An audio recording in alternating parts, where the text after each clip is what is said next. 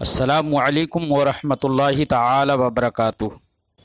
جامعہ رضویہ منظر اسلام کے on line سبق میں آپ کا خیر مقدم ہے۔ پیارے بچوں، کھولتے ہیں اپنی کتاب المعتقد المنتقد، صفحہ نمبر 37۔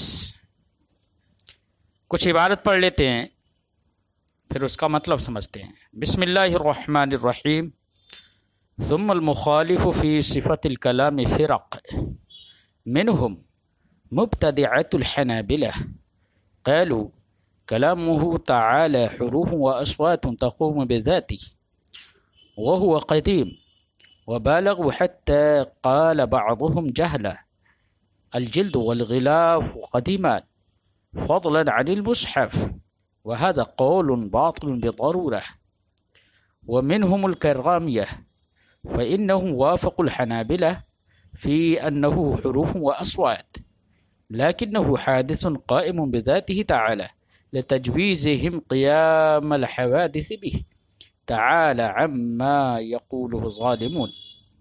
ومنهم المعتزلة قالوا كلامه أصوات وحروف يخلقها في غيره كاللوح المحفوظ وجبريل والرسول وهو حادث عندهم.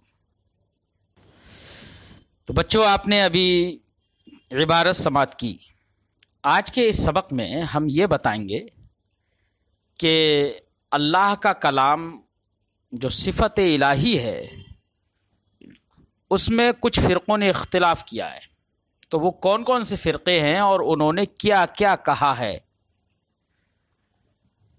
اہل سنت و جماعت کا معتقد تو گزر چکا کہ اللہ کا کلام، اللہ متکلم ہے کلام سے، اور وہ کلام اس کی ذات کے ساتھ قائم ہے، وہ صفت وجودیہ ہے، اس کی ذات کے ساتھ قائم ہے۔ اس سلسلے میں کچھ فرقوں نے اختلاف کیا ہے۔ ان فرقوں میں سے ایک فرقہ گمراہ حنابلہ بھی ہیں۔ گمراہ حنابلہ جو اس بات کے قائل ہیں کہ اللہ تعالیٰ کا کلام حروف اور اصوات ہیں، جبکہ اہل سنت و جماعت کا معتقد ہے کہ اللہ کا کلام حروف و اصوات کی قبیل سے نہیں ہے۔ کیوں؟ اس لیے کہ حروف و اصوات یہ حوادث ہیں، سب کے سب حادث ہیں، اور اللہ تعالیٰ کا کلام اس کی ذات کے ساتھ قائم ہے۔ تو اگر حروف و اصوات اللہ کا کلام ہو تو لازم آئے گا قیام الحوادث بذاتہ تعالی، اور یہ باطل ہے۔ یہ حنابلہ جو گمراہ حنابلہ ہیں، یہ اسی بات کے قائل ہیں کہ اللہ کا کلام حروف و اصوات ہے اور ذات باری تعالیٰ کے ساتھ قائم بھی مانتے ہیں، لیکن ساتھ ساتھ یہ لوگ یہ کہتے ہیں کہ حروف و اصوات تو ہے اللہ کا کلام اور ذات باری تعالیٰ کے ساتھ قائم ہے، لیکن مانتے یہ ہیں کہ وہ کلام جو حروف و اصوات ہے وہ قدیم ہے۔ کیونکہ یہ لوگ اس کو حادث اس لیے نہیں کہتے کیونکہ یہ اصوات و حروف کے اللہ تعالیٰ کی ذات کے ساتھ قائم مانتے ہیں، اور ذات باری تعالیٰ کے ساتھ قیام حوادث کو غلط جانتے ہیں، جائز نہیں مانتے، اس لیے یہ اصوات و حروف کو بھی قدیم کہہ دیتے ہیں۔ انہوں نے تو اصوات و حروف کو کلام ماننے کے بعد کلام کو تو قدیم کہہ ہی دیا، اصوات و حروف کی بات کی صورت میں بھی، لیکن انہوں نے اتنا مبالغہ کیا کہ ان میں سے کسی نے تو جہالت میں یہ تک کہہ دیا کہ قرآن پاک جو منقوش ہے اس کی جلد اور غلاف بھی قدیم ہیں، ان پر جو غلاف چڑھا دیا جائے وہ غلاف بھی کیا ہو جاتا ہے، ان کے نزدیک قدیم ہو جاتا ہے، چاہے جائے کہ مصحف جو منقوش ہے۔ آپ بچوں جانتے ہیں کہ غلاف، جلد یا حروف و اصوات کا قدیم ہونا، اس کا قول کرنا یہ بداہتاً باطل ہے، اس کو دلیل سے اس کو باطل کرنے کی ضرورت نہیں ہے۔ بات سمجھ میں آئی بچوں؟ اسی لیے مصنف نے فرمایا وَمِنْهُمْ ثُمَّ الْمُخَالِفُ فِي صِفَةِ الْكَلَامِ فِرَقٍ، اللہ رب العزت کے صفت کلام کے سلسلے میں اختلاف کرنے والے چند فرقے ہیں۔ منہم مبتدعۃ الحنابلہ، ان فرقوں میں سے ایک فرقہ حنابلہ، گمراہ حنابلہ ہیں۔ قالو، انہوں نے کہا کلامہ تعالی حروف و اصوات، اللہ کا کلام حروف اور اصوات ہیں، تقوم بذاتہ، جو ذات باری تعالیٰ کے ساتھ قائم ہیں، وہو قدیم، اور ایسا کلام جو حروف و اصوات ہے وہ قدیم ہے، وبالغوا، اور انہوں نے اس حد تک مبالغہ کیا، حتی قال بعضهم جہلا، کہ ان میں سے کسی نے جہالت کے طور پر یہ بھی کہہ دیا الجلد والغلاف قدیمان، جلد اور غلاف بھی قدیم ہیں، فضلا عن المصحف، چہ جائے کہ قرآن اور مصحف جو کہ مکتوب فی المصاحف ہے۔ وَهَذَا قَوْلٌ بَاطِلٌ بِضَرُورَةٍ، یہ قول باطل ہے بداہتاً، اس پر دلیل لانے کی ضرورت نہیں ہے، اس کے بطلان پر دلیل قائم کرنے کی ضرورت نہیں ہے، ہر آدمی اس کے بطلان کو سمجھتا ہے۔ لیکن انہی حنابلہ میں سے کچھ حروف و اصوات کے قدم کے قائل تو ہیں بچوں۔ اعلیٰ حضرت علیہ رحمہ فرماتے ہیں اما القائل منہم بقدم حروف و اصوات، یعنی یہی مبتدعہ حنابلہ میں سے جو لوگ حروف کے اور اصوات کے قدم کے قائل ہیں، لیکن جو اصوات و حروف اللہ کا کلام کو اصوات و حروف مانتے ہیں اور کہتے ہیں کہ اصوات و حروف جو اللہ کا کلام ہے وہ قدیم ہے، لیکن ساتھ ساتھ یہ کہتے ہیں کہ وہ اصوات و حروف ایسے ہیں کہ وہ حروف محدثہ اور اصوات حادثہ کے مشابہ نہیں ہیں، یعنی حروف و اصوات تو مانتے اور ان کو قدیم مانتے ہیں، اور حروف حادثہ اور اصوات محدثہ کے مشابہ نہیں مانتے، اور ان کو اعراض غیر قارہ فی الوجود نہیں مانتے ہیں، کہتے ہیں کہ وہ اعراض کی قبیل سے نہیں ہیں، وہ مرتبۃ الاجزاء نہیں ہیں، جیسے قرآن پاک کے جو حروف لکھے ہوئے ہیں وہ سب کے سب مرتب الاجزاء ہیں، ایک کے بعد دوسرا آتا ہے، ایک کے بعد دوسرا آتا ہے، اس کے بعد دوسرا آتا ہے، بات سمجھ میں آئی؟ وہ کہتے ہیں کہ اس اللہ کے کلام حروف و اصوات تو ہیں، لیکن وہ حروف و اصوات ایسے قدیم ہیں کہ جو حروف و اصوات محدثہ اور اعراض غیر قارہ فی الوجود اور مدرت کی طرح نہیں ہیں، اور نہ ہی وہ مرتب الاجزاء ہیں۔ اعلیٰ حضرت فرماتے ہیں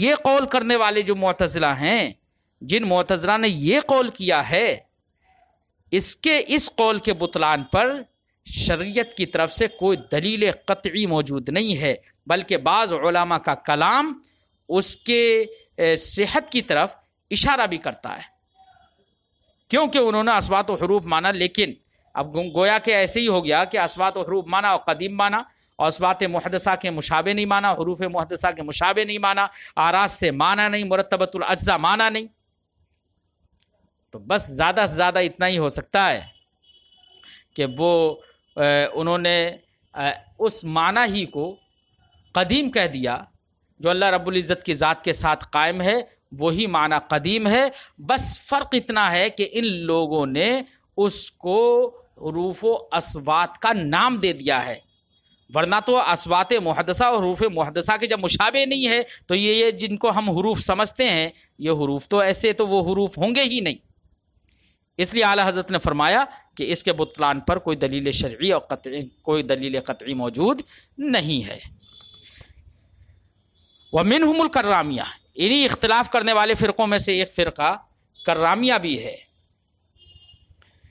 فإنہم وافقوا الحنابلہ، کرامیہ انہوں نے حنابلہ کی موافقت کی اس سلسلے میں کہ اللہ کا کلام وہ حروف و اصوات ہے۔ حروف و اصوات میں تو موافقت کی، لیکن یہ تھوڑی سی گمراہی میں اور بڑھ گئے۔ انہوں نے حروف و اصوات ماننے کے بعد بھی کہا کہ وہ کلام الہی حروف و اصوات ہے اور حادث بھی ہے، اور حادث ہونے کے بعد بھی اللہ تعالیٰ کی ذات کے ساتھ قائم مان لیا، تو قیام الحوادث بذات ہی تعالی لازم آیا۔ لیکن یہ لوگ چونکہ اس کے قائل ہیں کہ اللہ رب العزت کی ذات کے ساتھ حوادث کا قیام جائز ہے، معاذ اللہ۔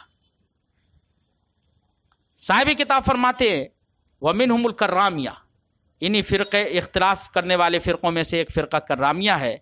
فإنهم وافقوا الحنابلہ، کیونکہ انہوں نے حنابلہ کی موافقت کی ہے اس سلسلے میں، انہ حروف و اصوات، کہ یہ حروف و اصوات ہیں، لیکنہ حادث قائم بذاتہ تعالی، لیکن حروف و اصوات تو کلام ہے، انہوں نے کہا، لیکن وہ کلام اللہ تعالیٰ حادث بھی ہے اور اللہ تعالیٰ کی ذات کے ساتھ قائم بھی مانا۔ کیوں مانا؟ لتجویزہم قیام الحوادث بھی، کیونکہ ذات باری تعالیٰ کے ساتھ حوادث کے قیام کو یہ جائز قرار دیتے ہیں۔ تعالی عما یقولہ الظالمون، اللہ برتر ہے اس سے جس کا قول یہ ظالم کرتے ہیں۔ حادث کا قیام ذات باری تعالیٰ کے ساتھ مان لیا۔ ومنہم المعتزلہ، اور انہی اختلاف کرنے والوں میں سے معتزلہ کا ایک دوسرا گروہ بھی ہے، معتزلہ کا گروہ ہے، جن معتزلہ نے یہ کہا کہ اللہ کا کلام اصوات و حروف ہے۔ کیا ہے؟ اللہ کا کلام اصوات و حروف ہے، لیکن ذات باری تعالیٰ کے ساتھ قائم نہیں مانتے، یہ حادث بھی مانتے ہیں، ذات باری تعالیٰ کے ساتھ قائم نہیں مانتے، بلکہ کیا کہتے ہیں؟ ایسے اللہ کا کلام ایسے اصوات و حروف ہیں جن کو اللہ تعالیٰ غیر خدا میں پیدا فرما دیتا ہے، مثلا لوح محفوظ میں پیدا فرما دیتا ہے، جبریل کی زبان پر پیدا فرما دیتا ہے، رسول کی زبان پر پیدا فرما دیتا ہے۔ تو رسول کی زبان پر جاری ہونے والے وما ينطق عن الهوى ان هو الا وحی یوحی، اگر نبی کسی اپنی طرف سے کچھ بول رہے ہیں، وہ اللہ نے ان کی زبان پر پیدا فرما دیا، تو وہ بھی کلام الہی ہے۔ جبریل لے کر آ رہے ہیں، وہ بھی کلام الہی ہے، یہ جبریل میں پیدا فرما دیا، رسول میں پیدا فرما دیا، لوح محفوظ پر اللہ نے لکھوا دیا، یہ سب اللہ کا کلام ہے، یہ اصوات و حروف ہیں، اور یہ سب کے سب حادث ہیں، اللہ تعالیٰ کی ذات کے ساتھ قائم نہیں ہیں۔ تو پیارے بچوں، معتزلہ کا یہ جو قول ہے نا، صاحب کتاب فرمائیں گے کہ ہم اس قول کا انکار نہیں کر سکتے، بلکہ ہم اس قول کا اقرار کریں گے، ہم بھی اس کے قائل ہیں کہ اللہ کا کلام اصوات و حروف ہے، لیکن جو غیر میں اللہ پیدا فرماتا ہے، لیکن اس کلام کو کلام نفسی نہیں کہیں گے، ہم اس کو ہم کلام لفظی کہتے ہیں، اور کلام لفظی کے ہم بھی قائل ہیں، لیکن ہم کلام لفظی کے ساتھ ساتھ اس کے سوا ایک معنی جو ذات باری تعالیٰ کے ساتھ قائم ہے، اس معنی کا بھی ہم اس بات کرتے ہیں۔ معتزلہ اس معنی کا اس بات نہیں کرتے، وہ صرف کلام لفظی مانتے ہیں، ہم کلام لفظی کے سوا ایک ایسے معنی نفسی کا اس بات کرتے ہیں، ایک ایسا معنی نفسی، ایک ایسا معنی مانتے ہیں جو ذات باری تعالیٰ کے ساتھ قائم ہے، جس کو ہم کلام نفسی کہتے ہیں۔ تو کلام لفظی جس کے معتزلہ قائل ہیں، ہم اس کا اقرار کرتے ہیں، ہم اس کا انکار نہیں کرتے۔ صاحب کتاب فرماتے ہیں وَهَذَا الَّذِي قَالَتْهُ الْمُعْتَزِلَةُ وَمِنْهُمُ الْمُعْتَزِلَةُ قَالُوا، انہی میں سے ایک معتزلہ فرقہ ہے جس نے اختلاف کیا، انہوں نے کہا کلامہ اصوات و حروف، اللہ کا کلام اصوات و حروف ہے، یخلقها فی غیرہ، جن اصوات و حروف کو اللہ اپنے غیر میں پیدا فرما دیتا ہے، کل لوح المحفوظ، جیسے کہ لوح محفوظ میں، و جبریل، اور جبریل میں، رسول میں، وہو حادث عندہم، ان کے نزدیک یہ کلام الہی جو اصوات و حروف ہیں جن کو غیر میں پیدا فرماتا ہے، ان کے نزدیک یہ حادث ہے، ہمارے نزدیک بھی حادث ہے، لیکن یہ لوگ بھی اسے حادث کہتے ہیں۔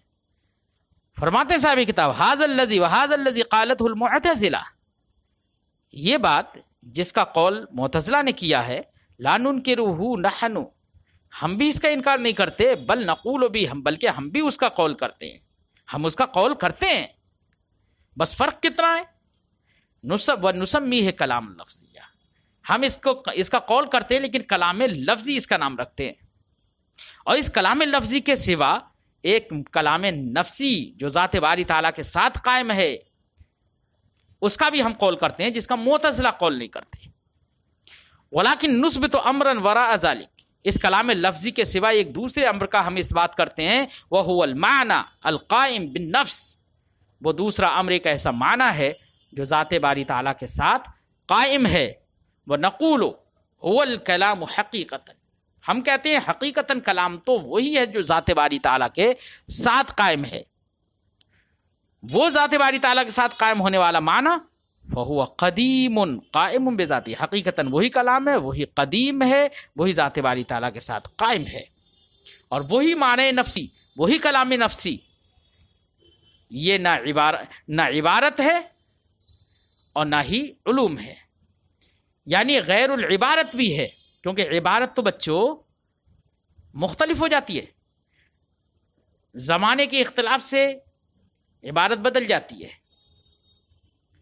قوموں کے اختلاف سے عبارتیں بدل جاتی ہیں، مکانوں کے اختلاف سے عبارتیں بدل جاتی ہیں، لیکن معنی نفسی جو ذات باری تعالیٰ کے ساتھ قائم ہے اس میں کوئی اختلاف اور کوئی تغیر نہیں ہوتا، اس لیے وہ معنی جو اللہ تعالیٰ کی ذات کے ساتھ قائم ہے وہ عبارات کا غیر ہے۔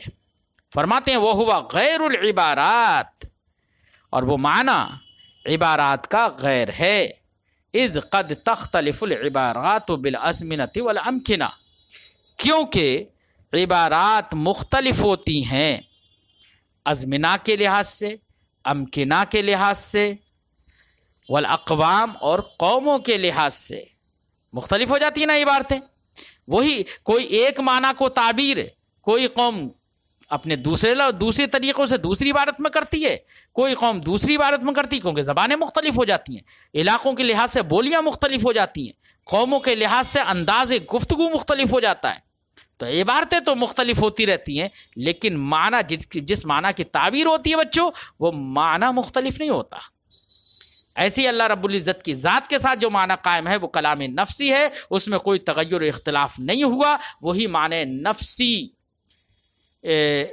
حضرت آدم علیہ السلام نے بھی اس کی تعبیر کی تو کچھ اور عبارت سے، حضرت موسیٰ نے اس کی تعبیر کی تو کچھ اور عبارت سے، حضرت خلیل نے اس کی تعبیر کی تو کچھ اور عبارت سے معنی، اور قرآن پاک جب اسی معنی نفسی کے ساتھ نازل ہوا تو قرآن پاک عربی میں نازل ہوا تو اس میں عبارت کچھ اور ہے، عبارتیں مختلف ہیں لیکن معنی نفسی متغیر نہیں ہوا۔ ولا يختلف ذلك المعنى النفسی، عبارات تو مختلف ہو جاتی ہیں ازمنہ، امکنہ اور اقوام کے اختلاف سے، لیکن وہ معنی نفسی مختلف نہیں ہوتا ہے۔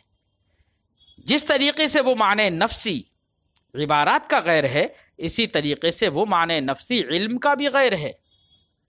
بھئی آپ کے ساتھ کوئی معنی قائم ہے جس کی آپ تعبیر کرتے ہیں اپنی عبارت سے، وہ معنی جو آپ کے نفس کے ساتھ قائم ہے وہ معنی آپ کی عبارت کا غیر ہے، بالکل ظاہر ہے عبارات کا غیر ہے، کیونکہ وہی معنی کی تعبیر وہی زید کے ساتھ قائم ہے وہ معنی، تو اس معنی کی تعبیر زید کچھ اور عبارت سے کر رہا ہے، آپ کچھ اور عبارت سے کر رہے ہیں، اور ایسے ہی وہ معنی جو آپ کے نفس کے ساتھ قائم ہے بچوں، آپ کوئی بات بولنا چاہتے ہیں اور آپ کے نفس کے ساتھ قائم ہے کہ حقیقت میں ایسی بات ہے، کسی چیز کا آپ کے ذہن و دماغ میں کوئی چیز بیٹھی ہوئی ہے، کسی چیز کا اعتقاد ہے، ایک معنی آپ کے نفس کے ساتھ قائم ہے، تو وہ معنی آپ کے علم کا غیر ہے۔ کیوں؟ اس لیے کہ کبھی کبھی کوئی بھی شخص اس کی خبر دے دیتا ہے جس کو وہ جانتا نہیں ہے، یا جانتا بھی ہے تو اس کے خلاف کو جانتا ہے، تو دیکھو خبر دے رہا ہے تو کلام تو پا لیا گیا، کیا پا لیا گیا؟ کلام پا لیا گیا نا، خبر دے رہا کلام پایا گیا، لیکن کس کی؟ جس کا علم ہی نہیں ہے، تو دیکھیے کلام پا لیا گیا لیکن علم نہیں ہے، اس کا مطلب یہ ہے کہ کلام یہ غیر علم ہے، علم کا غیر ہے۔ ایسے ہی کبھی کبھی ایسا ہوتا ہے کہ نفس کے ساتھ جو معنی قائم ہے وہ کچھ اور ہے، اور استہزاءً یا مذاق کے طور پر یا کسی اور طریقے پر اس کے خلاف کی آدمی خبر دیتا، تو خلاف کی خبر دیتا ہے تو جانتا کچھ اور ہے، خبر کچھ اور دے رہا ہے، تو جو خبر دے رہا ہے اس کے خلاف جانتا ہے، تو یہاں پر کلام جو علم ہے اس علم کا غیر ہو گیا۔ اسی طریقے سے آپ یہ سمجھیے اللہ رب العزت کی ذات کے ساتھ جو معنی نفسی قائم ہے وہ علم کا غیر ہے۔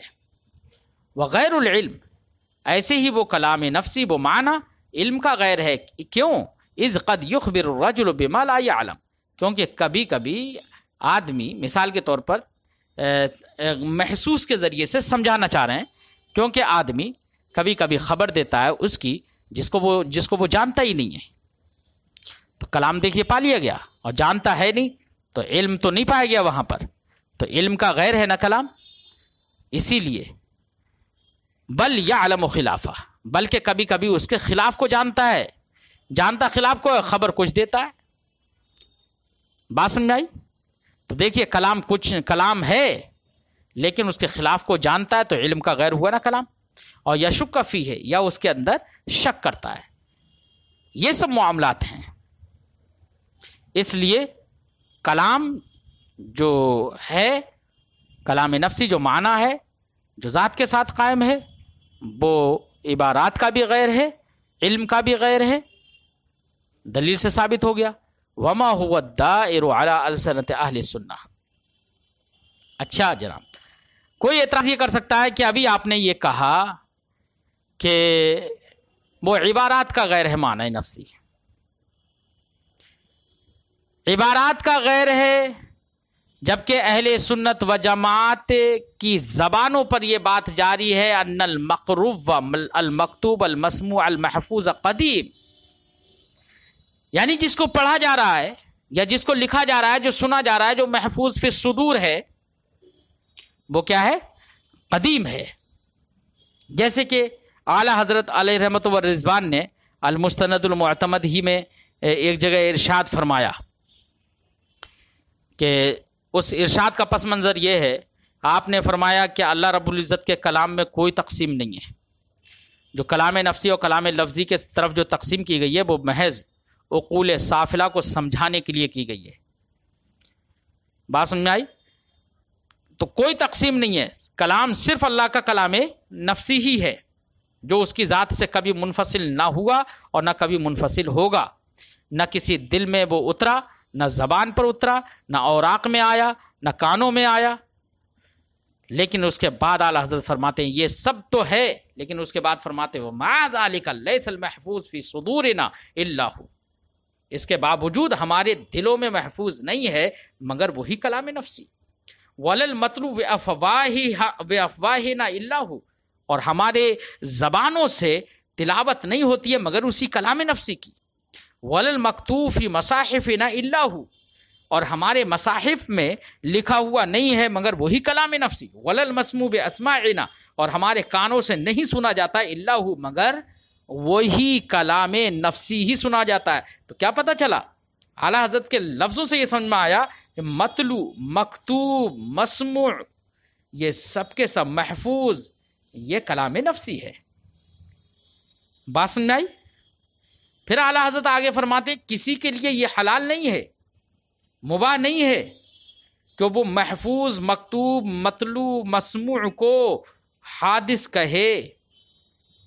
کیوں؟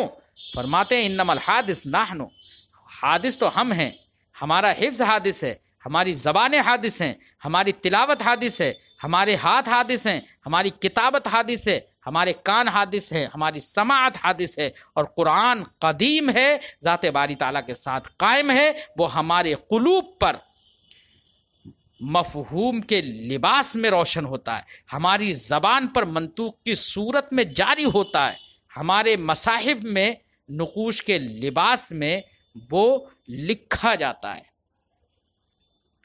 ہمارے کانوں میں وہ مسموع کے لباس میں آتا ہے. تو وہی کلام نفسی مفہوم، منطوق، منقوش، مسموع ہے، اس کے علاوہ اور کچھ نہیں. تو اب جب مسموع، محفوظ، مکتوب یہ سب کلام نفسی ہے، جس کو صاحب کتاب نے اپنے اعلیٰ حضرت کی عبارت سے آپ نے سمجھ لیا. صاحب کتاب نے فرمایا کہ وما هو الدائر علی السنۃ اہل سنہ، اہل سنت کی زبانوں پر جو یہ دائر ہے، جاری ہے، ان المقروء والمکتوب والمسموع المحفوظ قدیم، کہ مقروء، مکتوب، مسموع، محفوظ سب کے سب کیا ہے؟ قدیم ہے. تو مکتوب جس کو لکھا جائے، تو جس کو لکھا جاتا ہے وہ قدیم ہے بچوں. جس کو سنا جاتا ہے وہ قدیم ہے کیا؟ جس کو بولا جاتا ہے کیا وہ قدیم ہے؟ آپ بتائیے. لیکن کہا جاتا، اعلیٰ حضرت نے بھی کہا کہ محفوظ فی صدورنا قدیم ہے، مسموع بآذاننا قدیم ہے، مطلوع بألسنتنا قدیم ہے. تو کیا یہ قدیم ہے؟ فرماتے ہیں صاحب کتاب کے کا جواب کا خلاصہ یہ ہے بچوں کہ جب مکتوب لفظ بولا جائے، مسموع لفظ بولا جائے، متلو لفظ بولا جائے، محفوظ لفظ بولا جائے، تو محفوظ کے دو معنی ہوتے ہیں، متلو کے دو معنی ہوتے ہیں، مسموع کے دو معنی ہوتے ہیں۔ تو متلو کا ایک معنی ہوتا ہے کہ جس کی تلاوت کی جائے، بلا شبہ جس کی تلاوت کی جا رہی ہے وہ حادث ہے۔ مسموع کا ایک معنی ہوتا ہے جس کو سنا جائے، جس کو سنا جا رہا ہے وہ حادث ہے، بلا شبہ، اس میں کوئی شک نہیں ہے۔ اور مکتوب جس کو لکھا جا رہا ہے وہ حادث ہے، اس میں کوئی شک نہیں۔